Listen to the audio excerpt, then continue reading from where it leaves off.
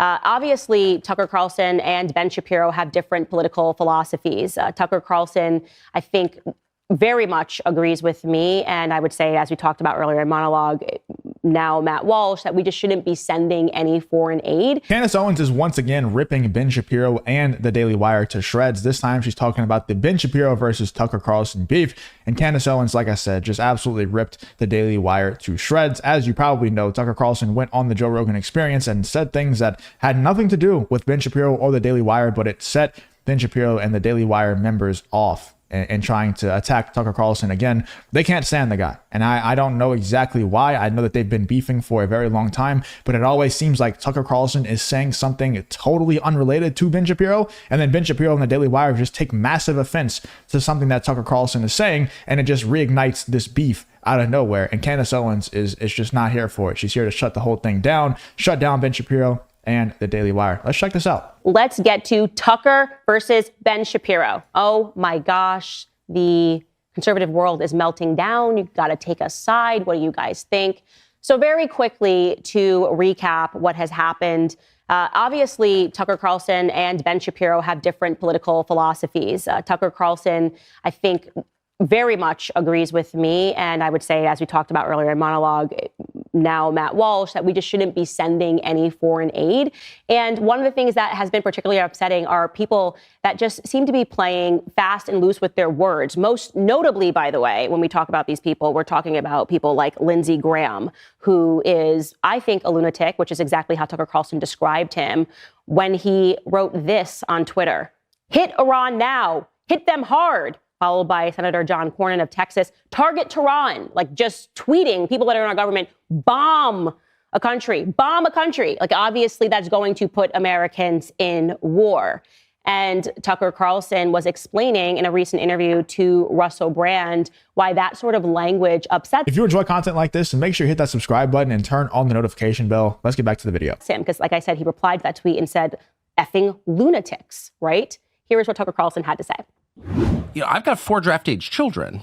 So if you're playing recklessly, fast and loose with their lives, then I have a right to despise you, and I do.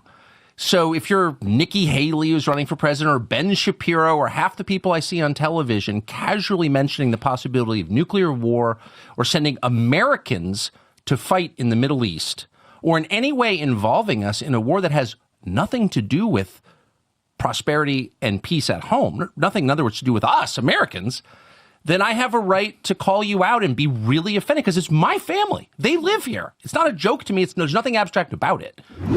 And in reply, Ben wrote this on X. He wrote, "Tucker is simply lying about my positions. I've been calling for a negotiated end to the Ukraine war, freezing the lines of conflict since early on in the war. I have never called for American boots on the ground in Ukraine, ever. I have never called for American boots to defend Israel, ever. I've invited Tucker to sit down." Yeah, dude, I can't stand Ben Shapiro. He's so bad faith.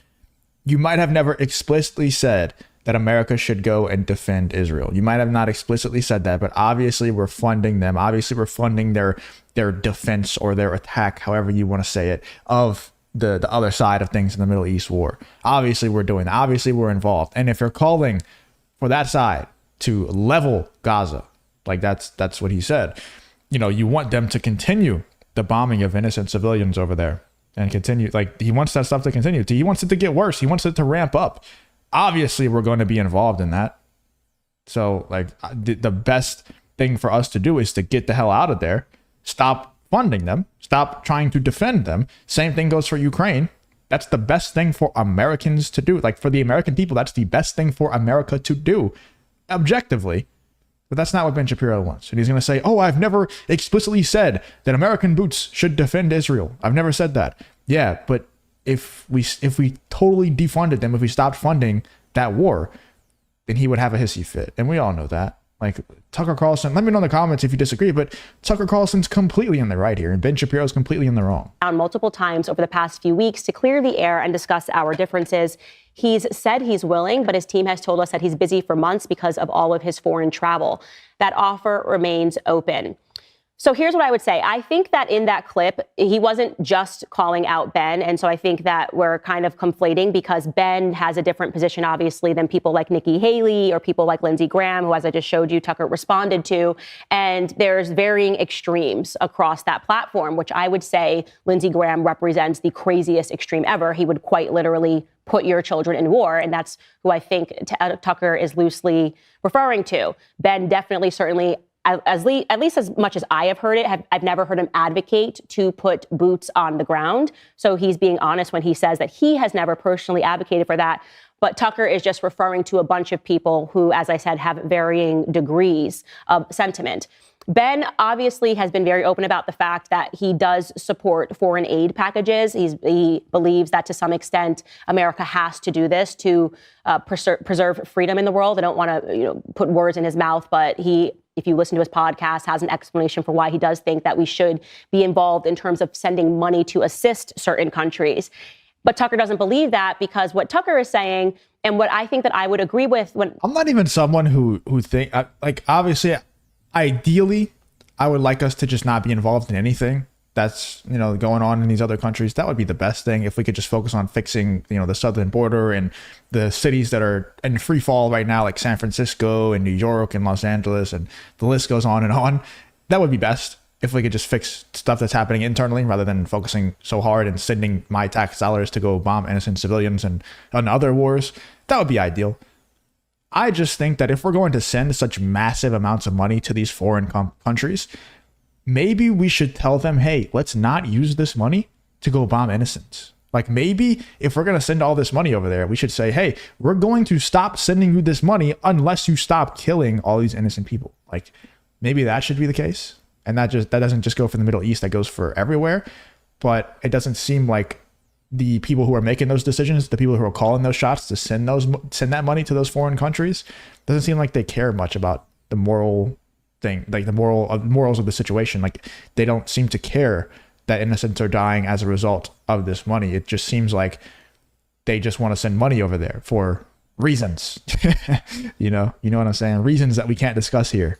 What Tucker is saying is that even if you send foreign aid, this could result in a war, right? You are aiding a further conflict. If you're sending money to Ukraine, that means that the war is not going to stop, right? Because now he's got more money, Zelensky, to be able to fund this war longer. And what can happen in that process is that the war can escalate. So it could ultimately end up with Americans then having to involve ourselves further, or just people hating us, right? How much money are we going to send before maybe Putin snaps and gets upset, or people in the Middle East get upset and decide that they want to enact terror on American citizens, especially with this wide open border?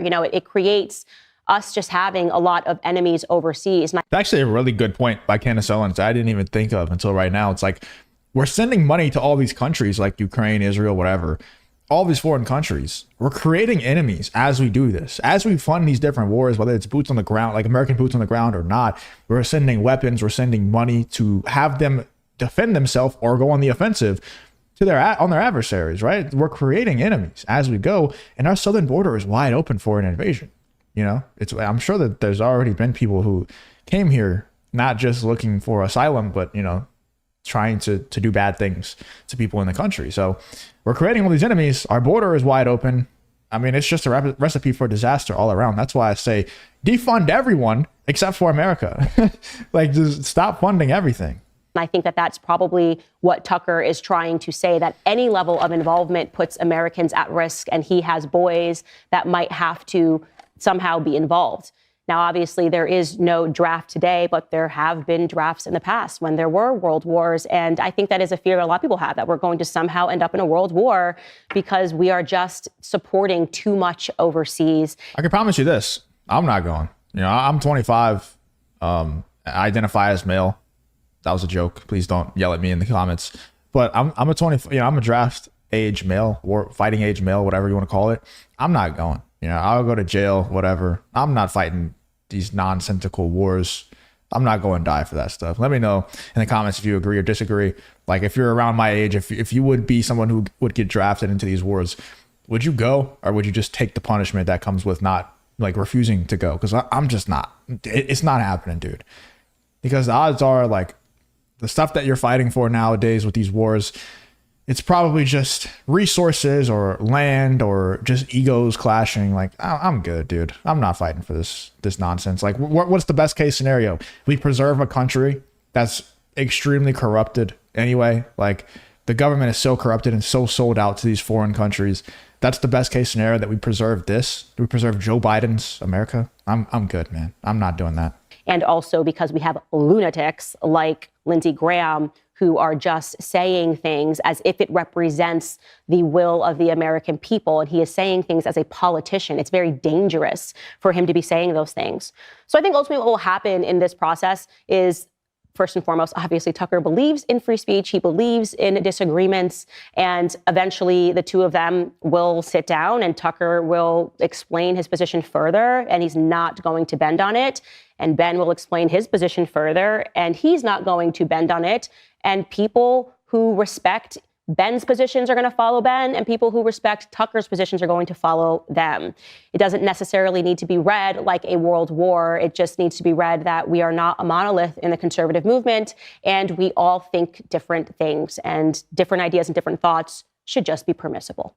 Hey guys. Yeah, but it's become very obvious to me, and I think a lot of other people out there who possibly could have been fans of the Daily Wire and Ben Shapiro previously, that the Daily Wire, Ben Shapiro, that whole group of people, they care about one thing, and that's driving revenue. And there's nothing inherently wrong with trying to drive revenue and that being your main focus, your main goal of your company. That's what most companies are created for, is to drive revenue. I just wish they would be a little bit more honest about it. You know, they're taking all the stances that, you know, that Conservative Inc. wants you to take the stance. Like they're taking all, they're saying all the right things so that they don't get deplatformed, that they don't get on anyone's bad side who really is running things in the background. That's what they're doing. You know, and Tucker's calling him out. Tucker's calling out all the neocons out there, not just Ben Shapiro on the Daily Wire, calling out all the neocons out there, you know, and they don't like it. They're taking massive offense to it. I thought it was a great breakdown by Candace Owens there. Let me know in the comments what you're thinking about this whole situation, this whole Tucker versus Ben Shapiro and Daily Wire, Candace Owens, all this whole messy situation. Let me know what you're thinking in the comments.